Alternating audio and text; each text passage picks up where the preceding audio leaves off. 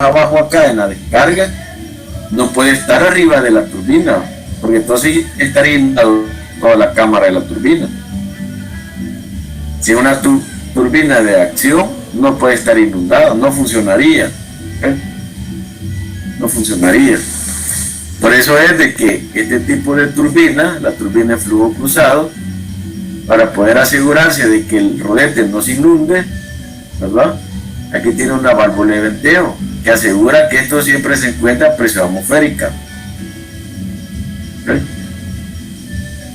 Bien, entonces la clasificación de las turbinas, de las turbinas, ¿verdad? Puede ser también de acción o reacción. ¿Okay? Las turbomáquinas son aquellas, como veíamos en las clases anteriores, que intercambian energía con un fluido en virtud del cambio en la cantidad de movimiento que experimentaba el fluido, ¿va? Ya sea aumentándolo o disminuyéndolo. Es decir, la máquina le puede dar energía al fluido o le puede restar energía al fluido, y esa energía convertirla en potencia mecánica.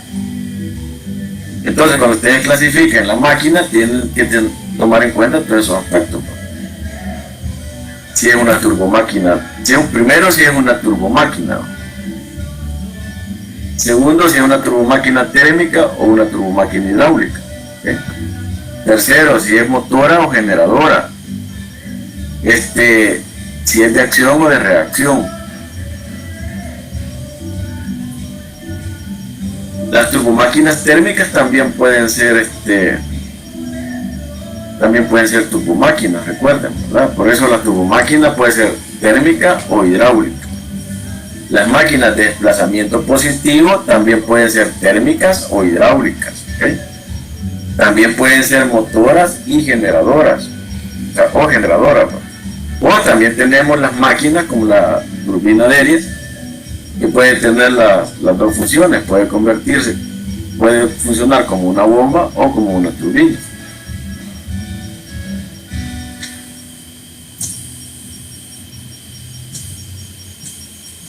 Muy bien, mirábamos también sobre la dirección de flujo que tiene la corriente, ¿verdad? La dirección que tiene la línea de corriente en la máquina, ¿verdad? Y así podríamos decir de que tenemos de flujo axial, como el caso del rodete de la Kaplan, el flujo axial en el rodete de la Francis es radioaxial, o sea, flujo mixto, y en la Pelton, que es de flujo tangencial, ¿verdad? Otra manera de clasificarlas, en este caso, ¿verdad? Las turbomáquinas en función de la dirección de flujo, con referencia al eje de rotación.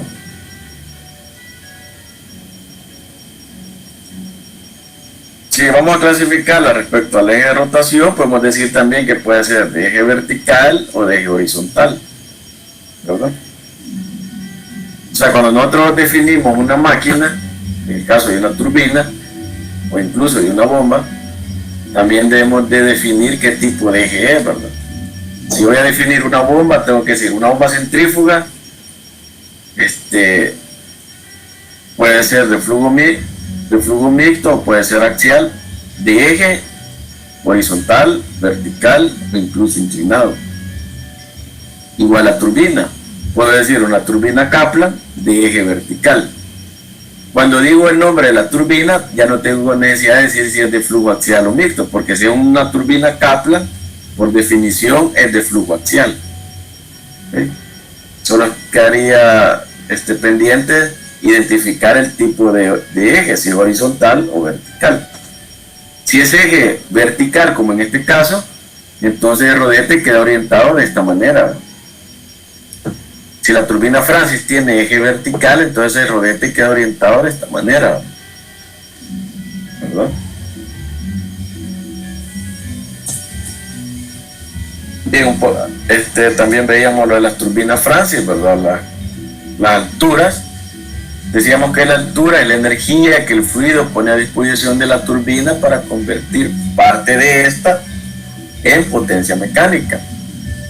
parte de esa energía que el fluido le va a proporcionar a la turbina se va a perder. ¿Dónde? Vamos a ver quién participa. Edgar Isaí. ¿Se encuentra Edgar Isaí? Sí. No, no se encuentra. Va. Sí. Dígame, Edgar Isaí, ¿dónde puede ocurrir pérdida en una turbina?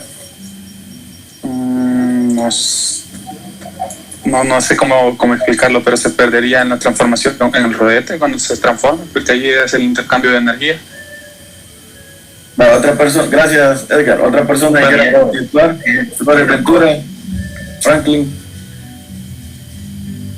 Flores Ventura, Franklin. Sí. ¿No se encuentra? Sí, presente. Va, dígame, Franklin con C. Sí, Franklin con C, lastimosamente se escribió. Lo había corregido acá, pero va, así queda, Franklin. Sí, así va, Franklin, dígame, ¿dónde pueden ocurrir pérdidas de energía del fluido en la turbina? Pérdida de energía.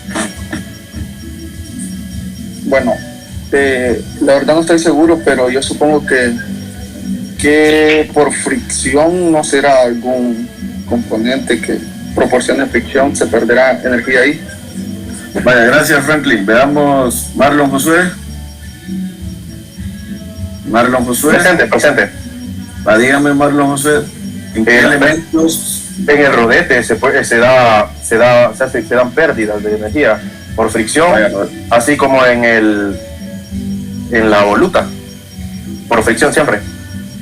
En el caso de la turbina no se denomina voluta, Perdón. Es caja espiral. Perdón, la caja espiral. ¿Y qué otro componente?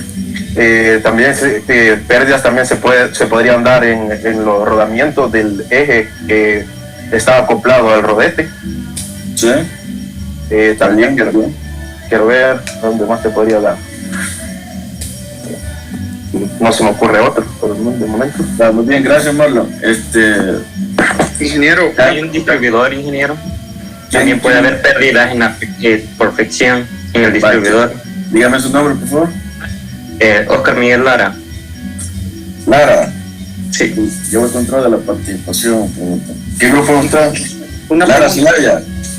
Sí, Lara Celaya. Va, dígame también. Repita, por favor. Sería en el distribuidor, en las paredes del distribuidor por fricción, ingeniero. El distribuidor, muy bien. ¿Dónde más? Vaya, mencionaron el distribuidor, mencionaron el rodete. En los propios álabes. ¿En cuáles álabes? ¿En cuáles álabes? En los que se ubican en el rotor de entrada. ¿En el distribuidor? Perdón, del distribuidor, es cierto. Los álabes del distribuidor. Cuando decimos pérdida en el distribuidor, ahí ya estamos considerando, eso es, las pérdidas del distribuidor es las que ocurren por los álabes del distribuidor. Cuando decimos pérdida en el distribuidor es todo lo que compone el distribuidor ya de una vez. Ingeniero, una pregunta. Una pregunta. Sí, aquí estamos hablando de una máquina que ya está en uso, es decir, de que estas pérdidas que se dan en todas las máquinas, o es por alguna falla que pueda ocurrir en el diseño. Es que pérdidas siempre van a haber. Entonces, estas pérdidas que estamos mencionando son prácticamente de la mayoría, de todas las máquinas que ocurren en esos puntos que están mencionando. Exacto, pérdidas siempre van a haber. Lo que se trata con los diseños es de disminuir las pérdidas. Pero pérdidas siempre va. Toda máquina presenta pérdidas. Recuerden, ustedes no pueden hacer una transformación de energía sin pérdida. Y en los álabes de que siempre habría pérdidas, ingeniero. ¿Cuál es la máquina que tiene la mayor eficiencia? La de Carnot. La de Carnot, ingeniero. La de Carnot, ¿se recuerdan? Una fuente caliente, una fuente fría, ¿verdad? ¿Se recuerdan de esa? La máquina térmica. Sí, ingeniero. Exacto. Algunas veces eso no se cumple, ¿va? Pero sí, eso nos enseñan, ¿va? Que esa es la máquina de mayor eficiencia, ¿va? O sea, siempre que hay una transformación de energía hay pérdida. El fluido desde el momento en que ingresa a la máquina comienza a presentar pérdidas de energía. Bueno, antes de la máquina, pero refiriéndonos a las pérdidas que se le atribuyen a la máquina, desde que ingresa a la caja espiral comienza a presentar pérdidas de energía. ¿Ok? Entonces repasemos. Pasa la caja espiral. Luego la caja espiral va al distribuidor y luego va al tubo difusor y luego al tubo difusor, ¿verdad? En todos esos elementos el fluido experimenta pérdidas de energía que no van a ser aprovechables. En el rodete él pierde, desde el punto de vista del fluido, él le cede la máxima energía a la máquina en el rodete, porque el rodete está diseñado para eso, para extraer la energía. Pero esa energía se va a convertir en potencia mecánica. Y como dijo muy bien alguien ahí, ¿verdad? Una vez entregada la energía al rodete, aún va a presentar pérdidas, porque hay pérdidas mecánicas debido a rodamientos, ¿verdad? Debido a rodamientos. E incluso como usted antes había mencionado, que cuando el fluido sale de la turbina siempre lleva un poco de energía para que este salga por el ¿cómo se llama? Por el difusor. Por tubo de aspiración. Ajá, correcto. Entonces esas también se considerarían como pérdidas. Sí. Claro. Eso lo vamos a ver ya cuando hablemos. Por el momento lo que quiero es que tengan claridad dónde ocurren las pérdidas, ¿verdad? Ya las vamos a definir bien y vamos a ver la manera en que se calcula.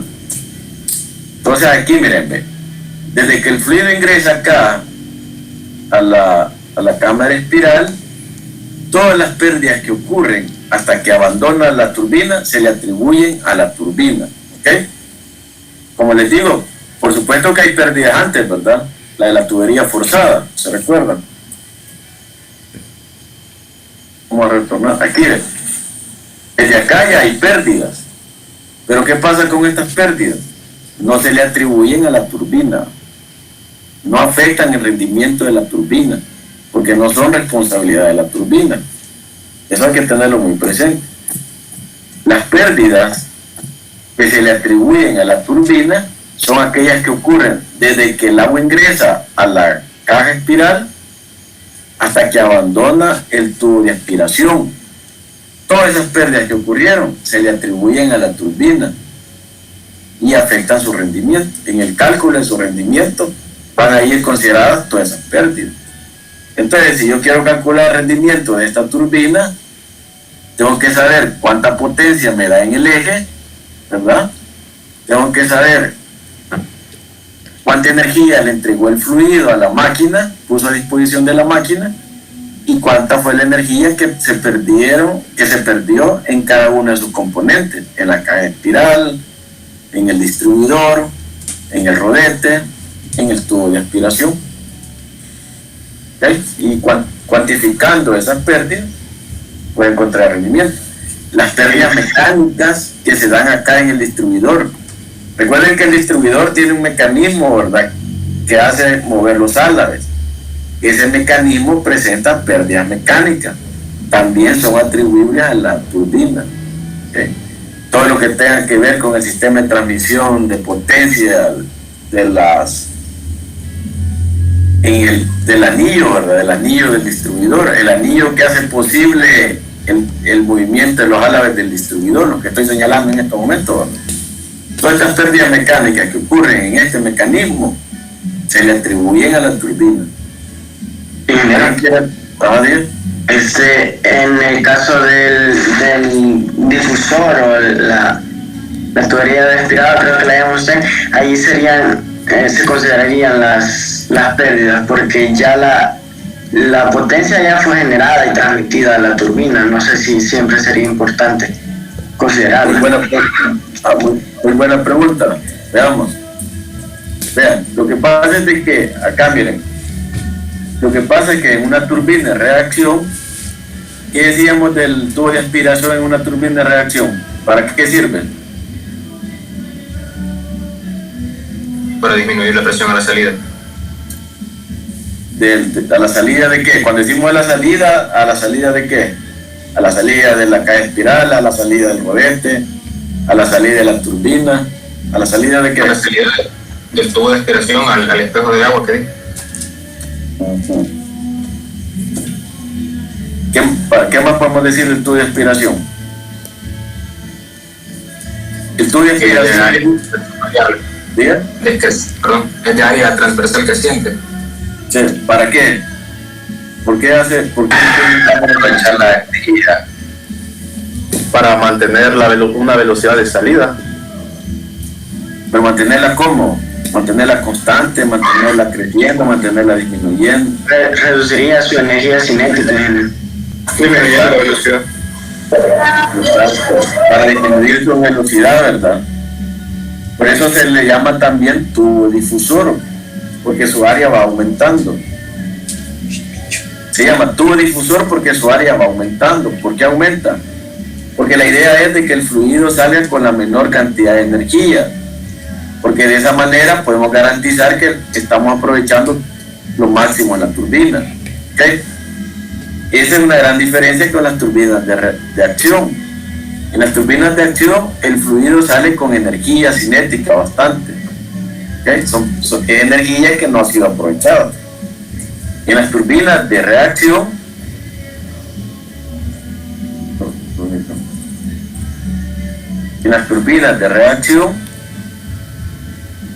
el tubo difusor o el tubo de aspiración sirve para eso, para disminuir esa carga de velocidad, de tal manera de que se aproveche mayor la energía, más energía, ¿verdad? Entonces el tubo de aspiración es parte de la turbina. La turbina comienza desde que el fluido ingresa a la cámara espiral hasta que abandona el tubo de aspiración. Todos esos componentes son parte de la turbina. Aunque el intercambio de energía se ve en el rodete, pero todo sin el tubo de aspiración, ese intercambio de energía fuera menor, ¿verdad? O sea, el hecho de que esté después de rodete no significa que no tenga incidencia en la transferencia de energía hacia el rodete, como no lo tiene. Por lo que preguntaba alguien ahí, ¿verdad? Que ¿por qué se tomaba el tubo de aspiración si este se encontraba después del rodete? La respuesta es que sí incide, ¿verdad?, en la energía intercambiada del tubo de aspiración. Por eso es que se toma en cuenta, y es que es parte de la turbina. Es parte de la turbina, es de los componentes de la turbina. Pues cuando ustedes les digan ¿y qué es lo que compone la turbina? No van a decir sobre el rodete. Ustedes tienen el rodete, con eso no pueden transferir energía al fluido ni quitarle energía al fluido. Solo con el rodete no lo pueden hacer. Necesitan una caja espiral, necesitan un distribuidor, necesitan un tubo de aspiración, ¿verdad? Todos son componentes de la turbina. Ingeniero. Entonces también para hacer un poco más eficiente la turbina, el nivel de agua, o sea, donde está en la salida del difusor, debe de mantenerse el nivel del agua casi al mismo nivel de la entrada. O no importa eso, no importaría. Sí importa, pero no para cuestiones de energía, sino para cuestiones de cavitación, ¿verdad? Porque la verdad es que al final de cuentas, para cuestiones de energía, usted lo que hace es, ¿dónde tengo mi nivel superior? ¿Dónde tengo mi nivel inferior? Esa es mi energía bruta, o carga bruta, HV, ¿okay? ¿Cuál es la energía perdida en la tubería de aspiración? Y luego que el agua abandona la turbina, ¿cuánta es la pérdida de energía? Y esa me va a dar la energía, la altura neta, o sea, la energía que el fluido pone a disposición de la turbina. Entonces no tiene nada que ver que la turbina esté por debajo, por arriba del nivel del agua en la descarga. ¿Okay? Eso tiene que ver con el fenómeno de cavitación. Tenía una duda. Uh-huh. Respecto a los valores de eficiencia para estas turbinas, ¿alrededor de cuánto es? Dependiendo del tipo de turbina. ¿Hay valores para cada uno? Sí, y también se sostienen para diferentes caudales, para una gama de caudales, dependiendo de la turbina. Por ejemplo, la turbina Kaplan es de alto rendimiento y se mantiene durante un intervalo de caudal bastante amplio, porque los álabes del rodete pueden orientarse en función del caudal con el que esté operando. En el caso de la Francis, podría superar el rendimiento de una Kaplan, pero la diferencia es que con una disminución de caudal, el rendimiento de la Francis cae bien rápido, mientras que en la Kaplan tengo mayor rango de operación a una eficiencia bastante alta, ¿verdad? La Pelton tiene una gráfica de eficiencia caudal. Este tipo de turbina tiene una gráfica de eficiencia caudal bastante aplanada, o sea, mantiene el rendimiento en un intervalo de caudal bastante alto. Esa es una ventaja que tiene la turbina Pelton, pero tiene la desventaja de que solo puede utilizarse o solo es eficiente en alturas mayores a 150 metros.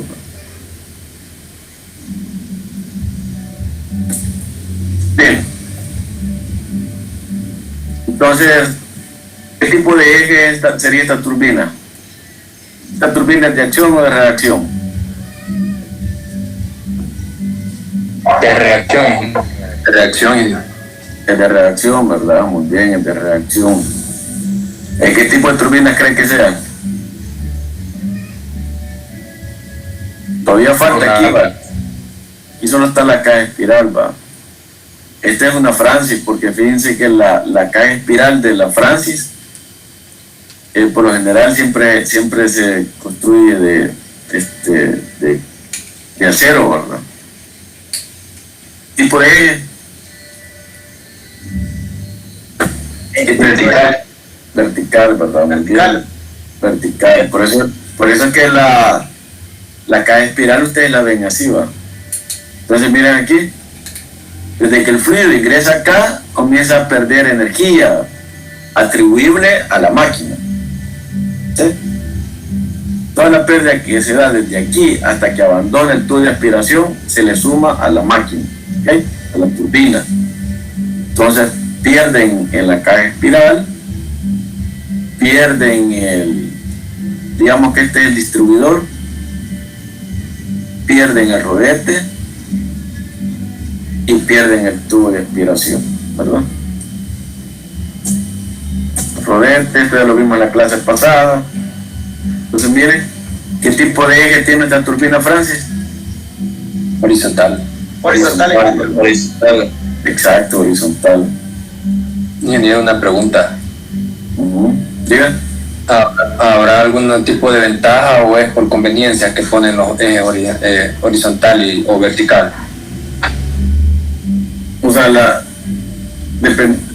se dice que depende de la potencia, ¿verdad? Porque un eje horizontal puede dar problemas de pandeo, mientras que un eje vertical no. O sea, un eje horizontal, el mismo peso los puede deformar si en caso se detuviera. En caso se mantiene ese movimiento, el mismo peso lo puede deformar. Es una ventaja que tiene el eje vertical, que la componente del peso lo mantiene a tensión, ¿va? En cambio en un eje horizontal la componente del peso lo mantiene en flexión, ¿verdad?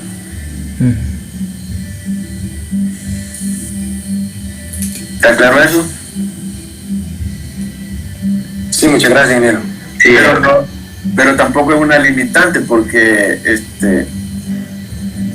Por ejemplo, acá en la 5 de noviembre hay máquinas de... Hay cinco Francis que el eje es horizontal, pero hay dos en el proyecto de la expansión que son de eje vertical, ¿va? Pero son de mayor potencia, ¿no? Sí. Para decirles algo, dos Francis de eje vertical son capaces de producir 80 megawatts.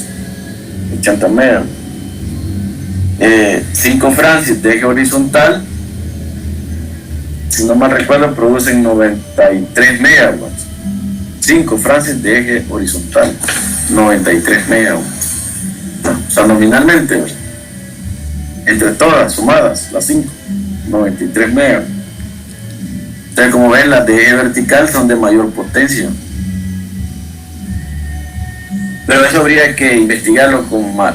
Habría que tener mayor información.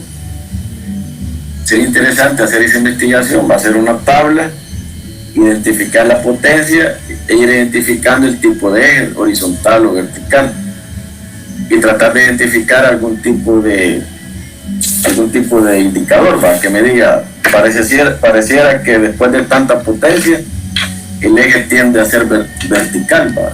El diseño de la turbina es de eje vertical. Ingeniero, ¿para qué sirven las bridas que tiene la turbina Francis? Estas son escotillas. Esto que estoy señalando acá. Sí, eso. Estas son escotillas para inspección. Bien. Disculpe, ingeniero, yo tengo una duda. ¿Todas las Francis son de las mismas, tienen las mismas dimensiones? No. O sea que las que tienen mayor potencia, las de eje vertical, son más grandes, obviamente, ¿verdad? Gracias.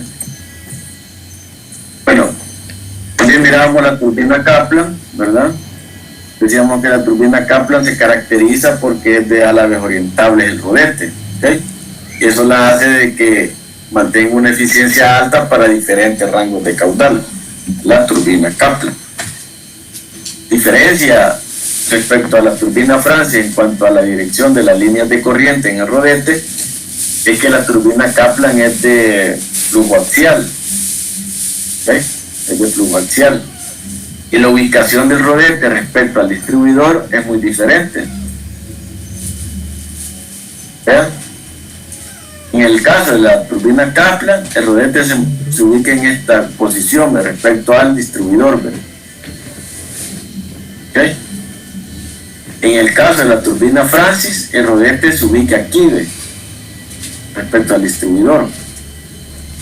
Esto es bien importante tenerlo en cuenta porque cuando se hace el análisis de las turbinas, si es una turbina Francis, tengo que tener presente que el ángulo que le provee el distribuidor a la línea de corriente me va a afectar directamente en la entrada del rodete, ¿verdad? En cambio, en el caso de la turbina Kaplan no es así, porque la línea de corriente, digamos que sufre una reorientación, ¿ve? A convertirse en axial y entra axial al rodete, ¿verdad? Eso es bien importante tenerlo presente. Ingeniero, diga. Una pregunta, ¿y esa reorientación del fluido no puede representar algo negativo en algún momento? Digo porque puede haber pérdida de energía y todo eso. No, nada negativo. Nada negativo. Eso es lo que preguntó, acá si no le escucho. Sí, o sea, eso era si no podía llegar a ser un problema. Porque así es el diseño de la turbina, para trabajar en esas condiciones ya bien específicas. En el caso de la turbina Pelton, igual, el eje puede ser horizontal o puede ser vertical, ¿okay? En el caso de la turbina Pelton, no necesariamente va a tener un inyector el inyector hace las veces de distribuidor en la turbina Pelton, ¿verdad? Pueden ver aquí en esta figura de la derecha que tenemos el rodete de la turbina Pelton y tenemos 6 inyectores. En cada uno de estos inyectores se va a descargar agua a presión atmosférica y va a estar impactando sobre el ala. Cada inyector va a descargar agua y va a estar impactando sobre el ala.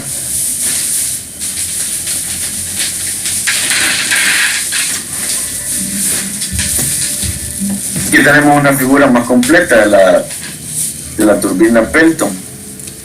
El rodete de la turbina Pelton, los cangilones o alas de la turbina, el inyector que hace las veces de distribuidor, ¿verdad? Pero en la turbina Pelton se le denomina inyector, ¿okay? Que hace las veces de distribuidor. Entonces, en el inyector de la turbina Pelton tiene dos funciones principales. La primera, convertir la carga de presión en energía cinética. ¿Okay? Segundo, regular el caudal. Aquí tenemos este vástago de esta válvula de aguja que se va a desplazar hacia la izquierda, va a aumentar el caudal porque va a dejar más área efectiva aquí para que aumente el caudal. Si se moviliza hacia la derecha, va a disminuir el caudal porque va a disminuir el área transversal acá para que circule el agua. Entonces va como una válvula, ¿verdad?, que cierra el paso.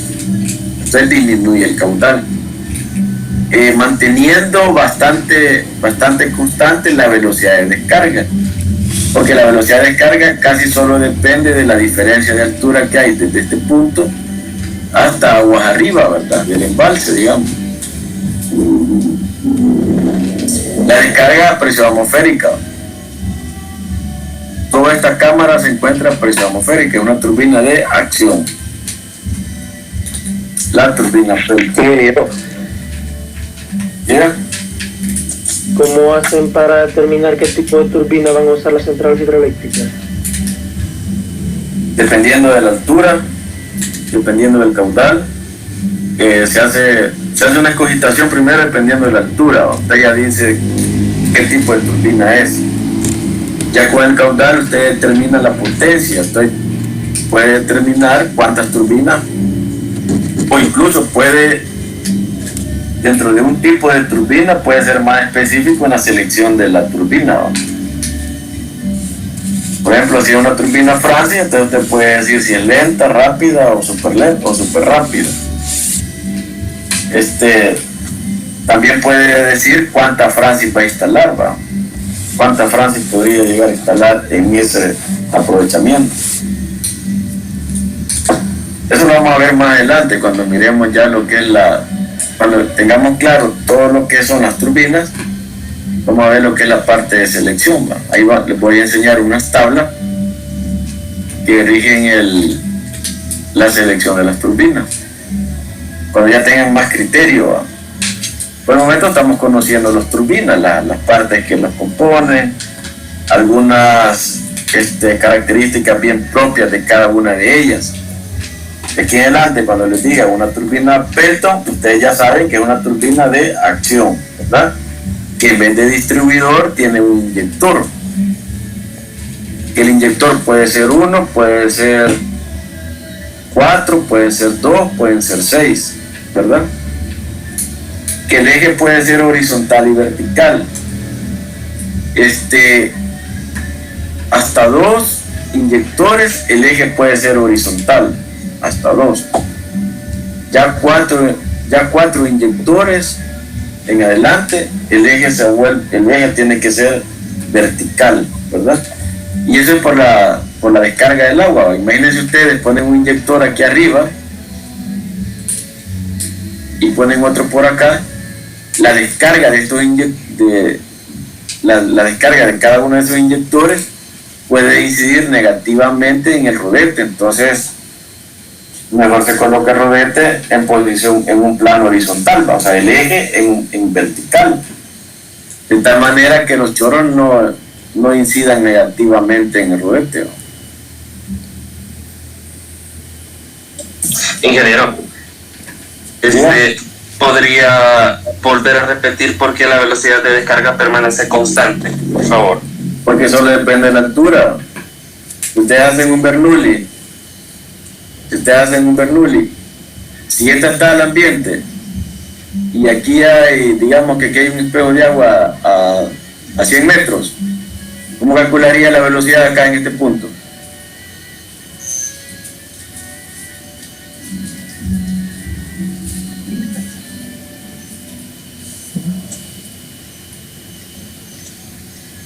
Perdón, ingeniero. ¿Cómo calcularía la velocidad en este punto? Acá que estoy señalando. Por Bernoulli. ¿Y cómo le quedaría? Pues ya de una vez la ecuación, ¿cómo le quedaría?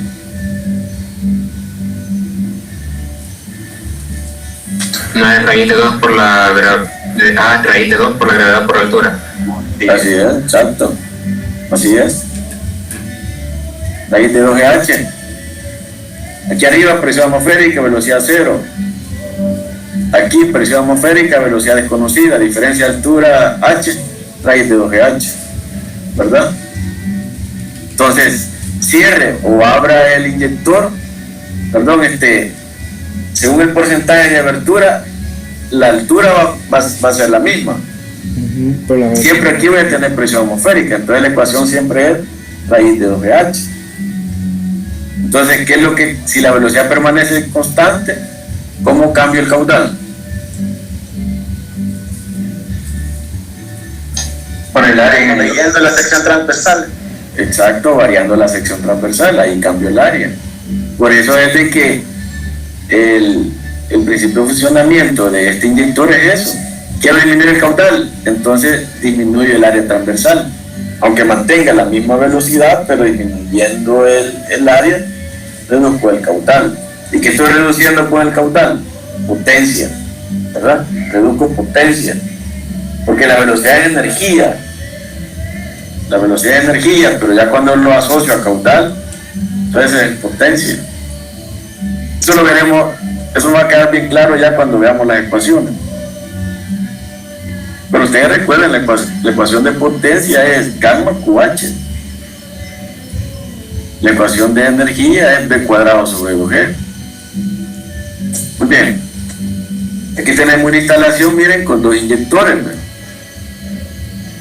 Con dos inyectores.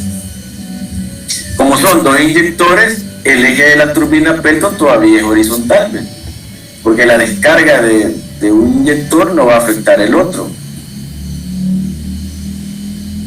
El caudal con el que opera la turbina es el caudal que ingresa aquí, el caudal total, que se divide para los dos inyectores. ¿Eh?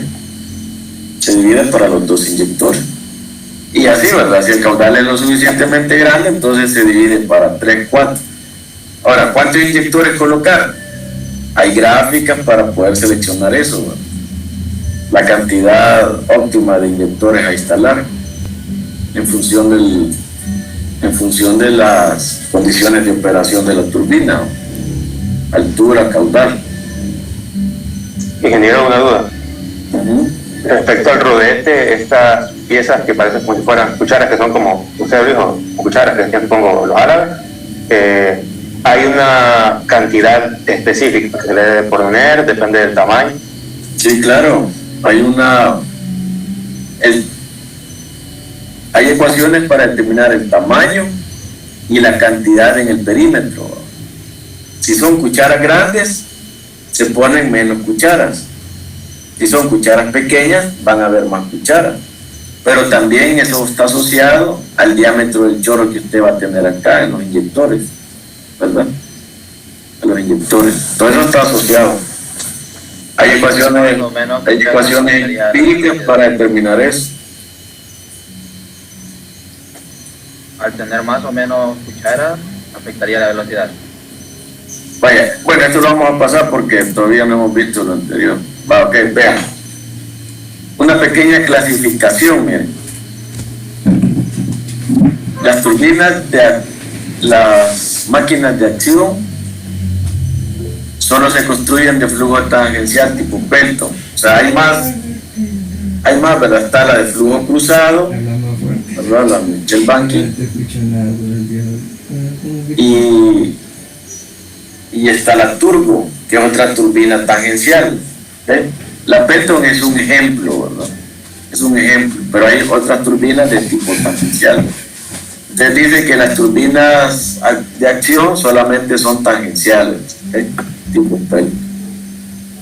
Las turbinas de reacción pueden ser de flujo diagonal, como el caso de la Francis, o de flujo axial, como el caso de la Kaplan, ¿verdad?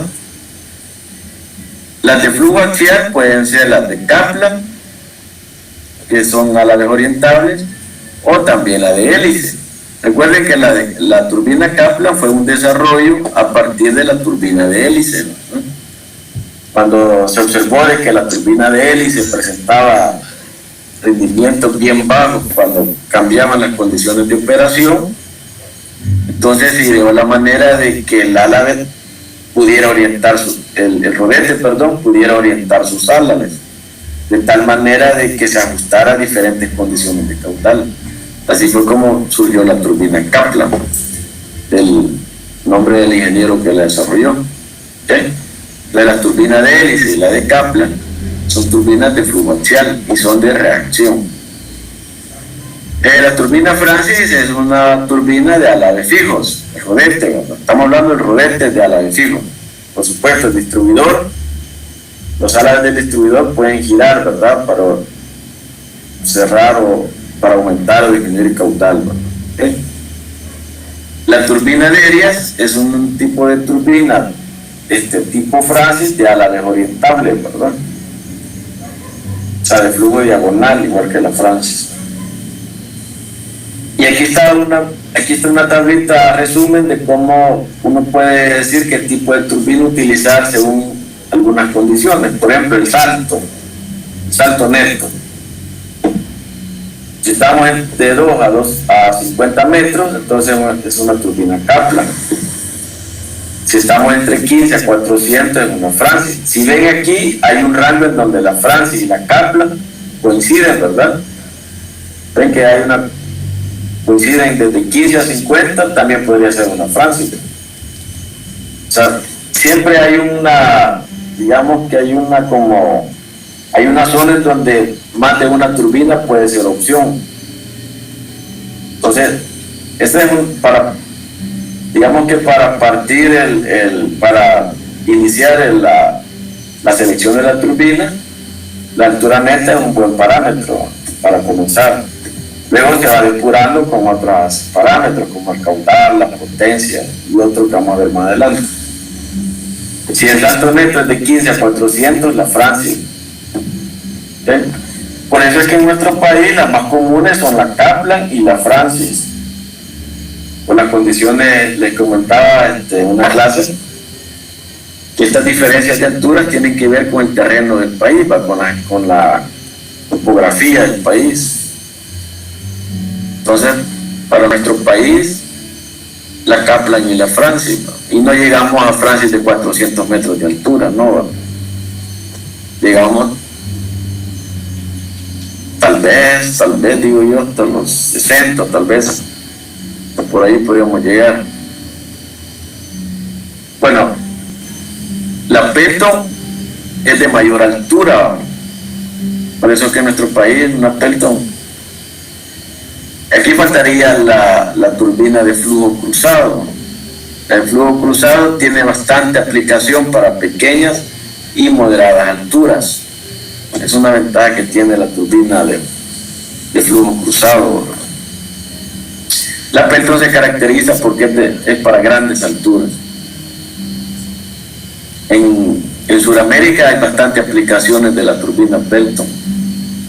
Bien, el diámetro del rodete, miren, una Kaplan puede ir de 1 a 10 metros, el diámetro del rodete. Una Francis puede ir desde 30 centímetros hasta 8 metros. Y la Pelton puede ir desde 30 centímetros hasta 6 metros. La potencia en el eje, la Kaplan hasta 250 megawatts. La Francia está en 750 megas, o sea, son turbinas bastante potencia. Ingeniero, Digan. Otro parámetro a considerar, no sé si sería la temperatura del fluido, por ejemplo, o no. No, eso no. Bien. Diga. Perdón, usted dijo que se podía clasificar las turbinas considerando el tipo de flujo, la dirección de flujo. Entonces, había puesto que una Kaplan tiene un flujo axial, una Francia un mixto y una Pelton una tangencial.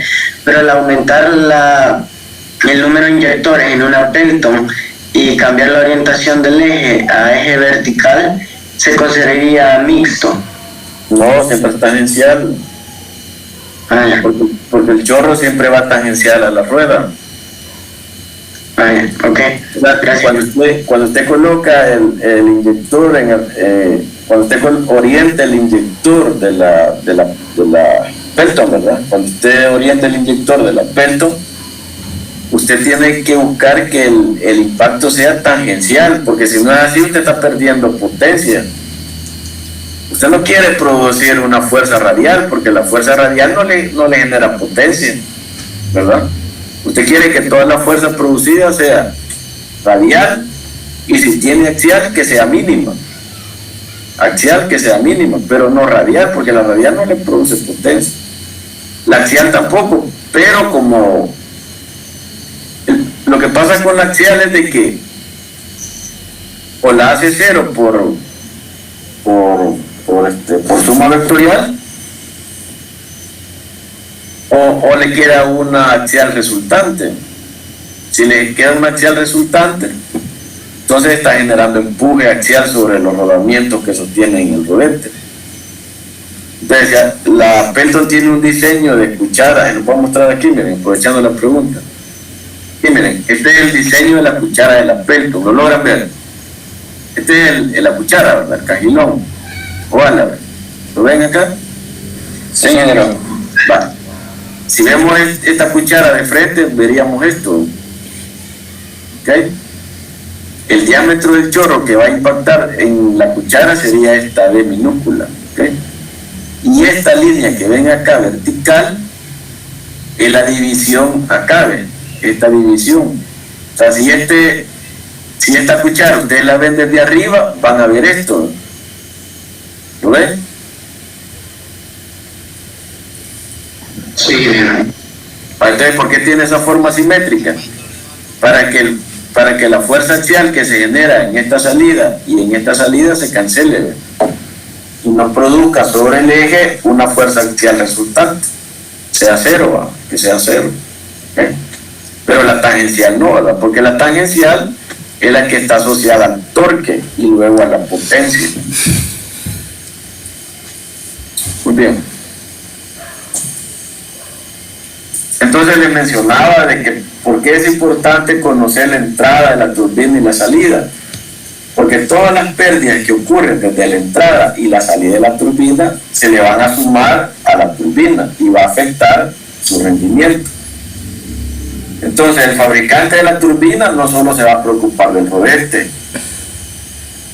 tiene que preocuparse de la caja espiral, tiene que preocuparse del distribuidor, tiene que preocuparse del sistema que va a accionar el distribuidor, el sistema hidráulico o el hidráulico. Tiene que preocuparse también del tubo de aspiración, porque todos esos elementos van a afectar el rendimiento de la turbina, ¿verdad? Entonces, para una turbina de reacción que sabemos que tiene su tubo de aspiración y que el rodete está inundado, la entrada se ubica acá, en el inicio de la caja espiral. Esta es la entrada de la turbina, ¿okay? Y la turbina termina aquí, ¿ves? En esta salida, aquí termina la turbina. Todo esto que está aquí y los periféricos, ¿verdad? El sistema hidráulico que va a accionar los álabes del distribuidor, el sistema de enfriamiento, van a ser parte de la turbina. En el caso de una turbina de acción, la entrada está aquí, ¿ves? Aquí, justo donde comienza el inyector. Es decir, que las pérdidas del inyector son parte de la turbina. El rodete, ¿verdad? Y la descarga la vamos a tener aquí. Fíjense acá una gran ventaja que hay de las turbinas de reacción respecto a las de acción. En las turbinas de reacción se puede tener una mayor diferencia de altura, porque yo puedo, porque como la turbina está inundada, ¿verdad?, no le resto altura. En cambio, en una turbina de acción sí tengo que restar altura, ¿verdad? Por ejemplo, si esta fuera una turbina de acción, no pudiera estar a este nivel, tendría que estar más arriba, y entonces la cota Z quedaría por aquí arriba, ¿verdad?, disminuyendo esta altura que ya no voy a poder utilizarla, ¿verdad?, como lo estoy haciendo en este caso. Aquí sí la aprovecho. Okay, entonces vean esta figura, deben de tenerla bien presente: la entrada de la turbina y su salida. Todo esto es la turbina.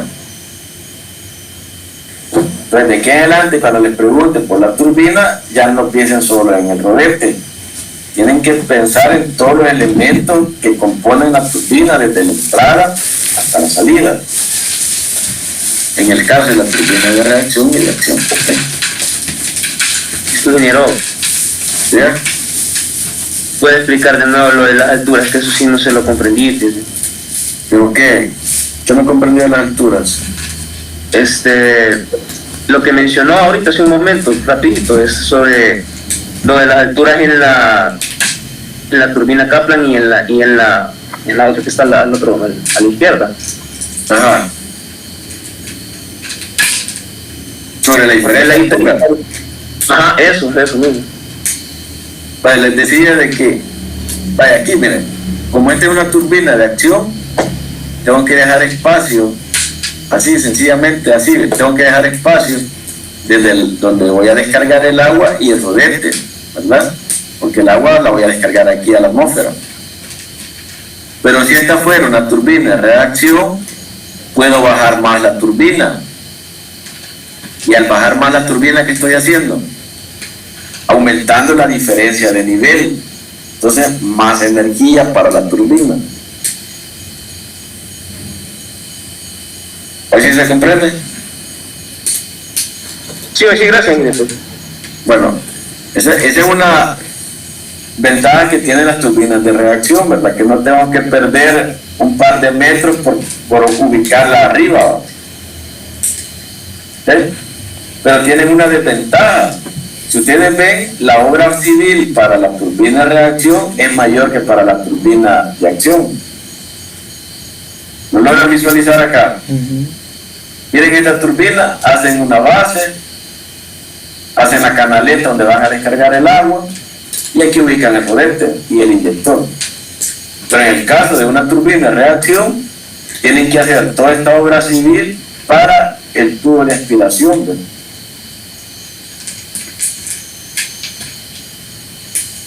¿Okay?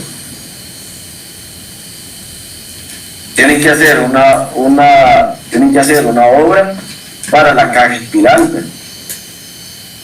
Cosa que no sucede con una turbina de acción, porque no tiene caja espiral. El dinero, pero a la larga no. Pero a la larga no sería como siempre, se sacaría el valor económico en caso de la turbina de esta.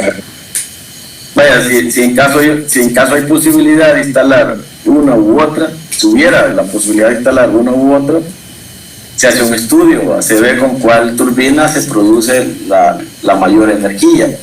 Porque al final de cuentas lo que vamos a ver es cuánta energía puedo producir con la turbina instalada. Entonces se hace una proyección de energía producida. Y de ahí ya puedo sacarla. Y luego con la relación costo-beneficio, puedo sacar la mejor opción. Si bien es cierto, en la turbina de reacción gano un par de metros, pero tengo que invertir más porque la turbina es más compleja. Una turbina Francis es más compleja que una turbina Pelton. Aunque la turbina Pelton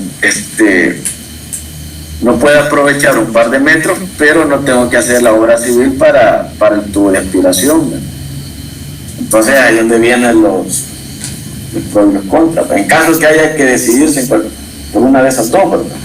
Digamos que como que ustedes estuvieran en una condición en donde cualquiera de las dos turbinas pudieran utilizar, ¿verdad?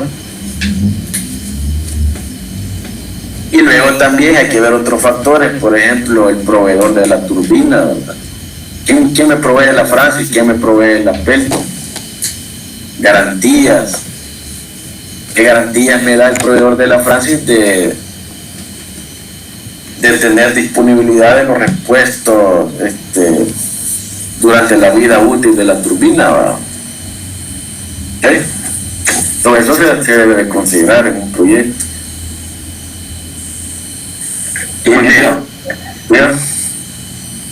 Para la Pelton, entonces la turbina como tal sería desde la entrada del inyector hasta el ala, hasta la descarga del ala, hasta la salida del ala. Y sería aquí, mire joven, desde la entrada del inyector, como usted dice, aquí la salida, le voy a regresar, esto va a servir, porque tal vez aquí, ¿ve? El fluido ya ha salido del inyector acá, ¿verdad? Vean acá, ven el puntero. ¿Ven el puntero? Sí. El fluido salió del inyector, llega al álave, cambio de cantidad de movimiento y sale, aquí es la salida, en este punto acá. Luego de haber intercambiado energía con el álave del rodete. Aquí es la salida. ¿Okay? Es lo que no se logra ver aquí. Es lo que no se logra ver aquí, ¿va? Aquí lo que están mostrando en realidad solamente es la cota, ¿verdad? Que ahí vamos a medir el Z. Aunque aquí tengamos este inyector, pero la cota va a ser la más baja, esta. ¿Okay? Muy bien. Una duda respecto a lo que usted decía de los distribuidores. A nivel Centroamérica, ¿hay alguna empresa que se dedica a la fabricación de turbinas?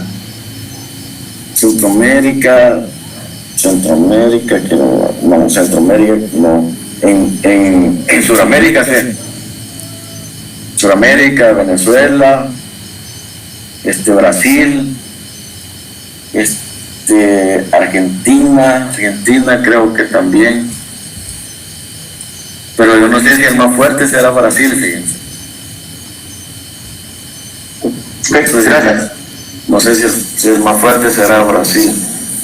Bueno, entonces, veamos ahora lo importante, miren, la entrada, en el caso de la turbina de reacción, ¿verdad? En el caso de las turbinas de reacción, la entrada dice luego de la válvula de admisión, mariposa, compuerta, rodillo, etc. Bueno, en el caso de ambas turbinas, ¿verdad? Después de la válvula, aquí hay una válvula de cierre que me va a servir para tareas de mantenimiento, ¿verdad? Voy a cerrar aquí y voy a tengo un sistema para poder vaciar todo el sistema, ¿verdad? Si la turbina queda inundada, tengo que tener un sistema para vaciarla y para tareas de mantenimiento, reparación, inspección, para lo que sea, ¿ok?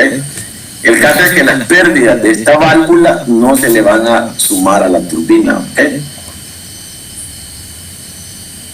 Igual es el caso de la turbina Pelton. La entrada se ubica después de esta válvula de cierre, ¿ok? Así, si voy a darle mantenimiento al inyector, cierro esta válvula y ya le puedo dar mantenimiento al inyector, ¿no? Las pérdidas de esta válvula tampoco se le consideran a la turbina de acción, en ninguna de las dos turbinas. Eso es lo que aquí está escrito. Luego de la válvula de admisión, ¿verdad? Ya sea de mariposa, de compuerta, rodillo, etc. La salida depende del tipo de turbina. Si es una turbina de reacción, la salida está justamente al final del tubo de aspiración. Incluso las pérdidas ocasionadas por la expansión súbita son atribuibles a la máquina. ¿Cuáles son las pérdidas? ¿Cuáles son las pérdidas por expansión súbita?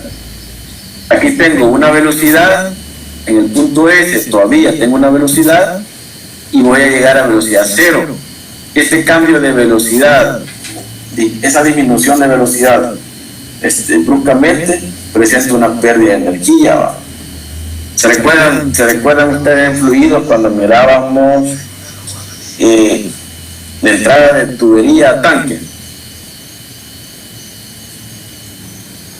¿Se recuerdan de esas pérdidas secundarias? De tubería a tanque. Habían pérdidas por codos y así, diferentes partes. Sí. Muy bien, vaya, esas pérdidas secundarias de tubería a tanque, ¿cuánto le poníamos ese K? Vamos a ver quién se acuerda. Si no mal recuerdo, 0.05. No. 0.5 no. Ni 0.05.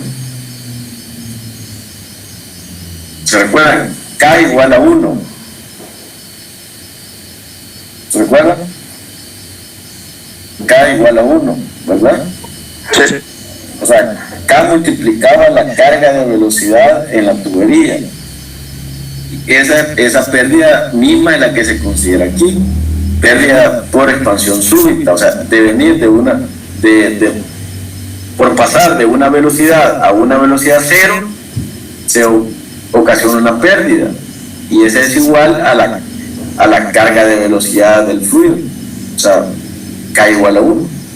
¿Verdad? Eso es lo que se lee acá. En la salida de tu aspiración, incluso las pérdidas ocasionadas por la expansión súbita son atribuibles a la máquina. Y la salida en la tubería de acción.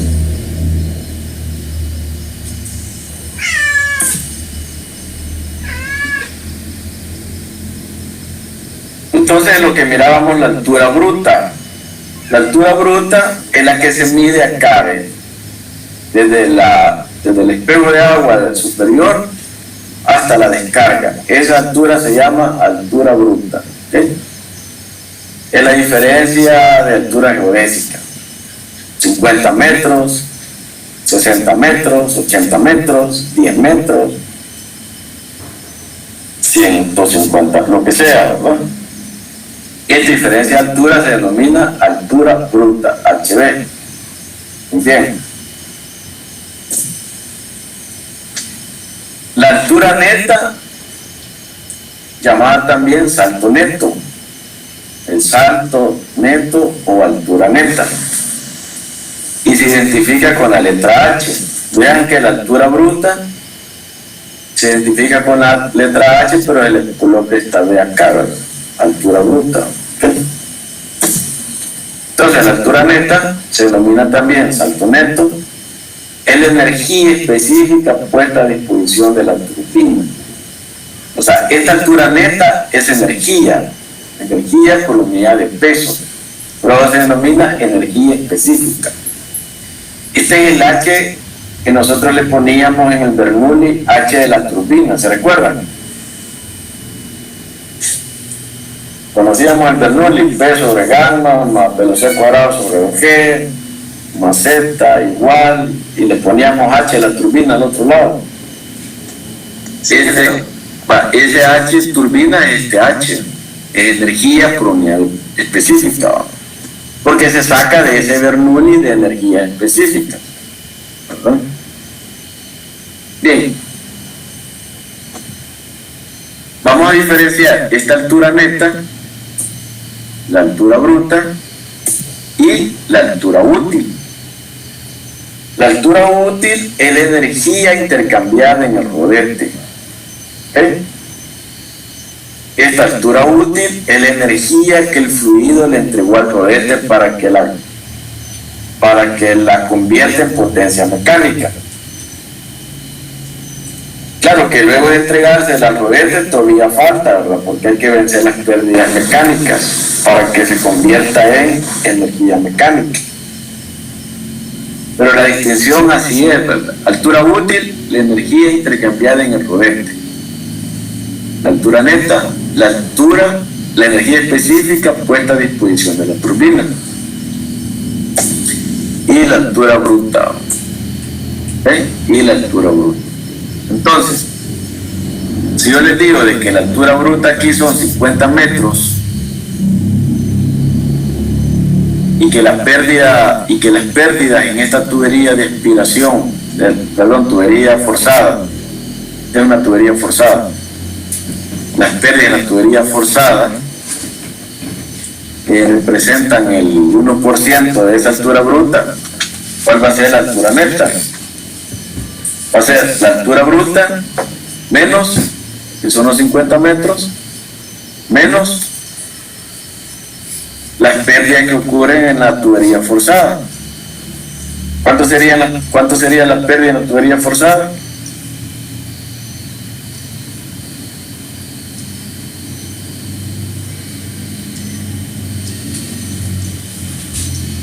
¿Qué porcentaje les mencioné? 1%. Pongámosle 2%. Pongámosle 2%. ¿Cuánto es 2% de 50 metros? 1 metro. 1 metro. Quiere decir que 1 metro es la pérdida de energía que hay acá, ¿ok? Entonces, ¿cuánto me queda? 49 metros. Esos 49 metros. Energía, ¿verdad? Eso es energía. No es diferencia de altura, eso ya es energía. Esos 49 newton metros sobre newton es la energía por unidad de newton, ¿verdad? O sea, 49 joules por cada newton que el fluido le va a entregar a la turbina, no al rodete, a la turbina, ¿ok? A la turbina. ¿Con cuánto se va a quedar el rodete? Depende de cuánto pierda en los componentes del resto de la turbina. ¿Okay? Entonces, en la clase no sé si nos vamos a ver el martes o el jueves, en la próxima clase, ustedes me van a hacer la exposición de cómo calcular la altura útil, ¿verdad? Cómo calcular la energía intercambiada en el rodete. ¿Okay? Para eso hicieron la tarea, para eso tienen el PowerPoint. ¿Alguna pregunta?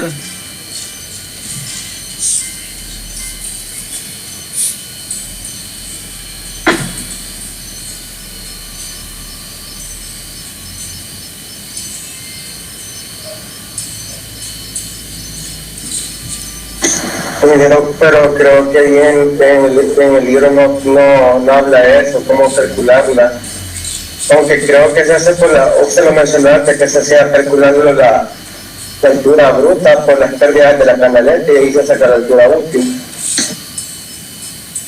¿El que no menciona dice en la tarea? Bueno, de la tarea pasada que hicimos hace poco no sale ahí de calcular la altura útil. La tarea que presentaron ahora.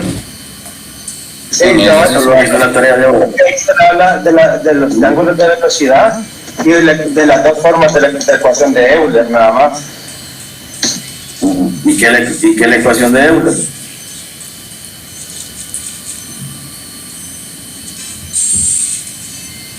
¿Qué es la ecuación de Euler, pues? Bueno, viendo desde ese punto tal vez. Es que lo que pasa es que está viendo de otro punto de vista también con las pérdidas ya. No, ¿y qué es la ecuación de Euler? Ahí no importa el punto de vista. ¿Qué es la ecuación de Euler? Esta dice también con H, y también sí, tenía razón, perdón. ¿Qué es la ecuación de Euler? Pues no me han contestado. ¿Qué es la ecuación de Euler? ¿Qué le presenta la ecuación de Euler? La cantidad de movimiento. La cantidad de movimiento. La altura, una vez que forma la energía específica intercambiada en el rodete. Exacto, esa es la ecuación de Euler, la energía intercambiada en el rodete, energía específica intercambiada en el rodete. ¿Ok? Bueno, entonces sobre eso vamos a trabajar la clase del martes, ¿verdad? Prepárense todos para hacer la presentación porque al azar los voy a nombrar. deben estar todos los integrantes del grupo. Si menciono a alguien y ¿cómo se llama? Y no está presente, pierde todo el grupo. Bueno, entonces nos quedaríamos hasta acá.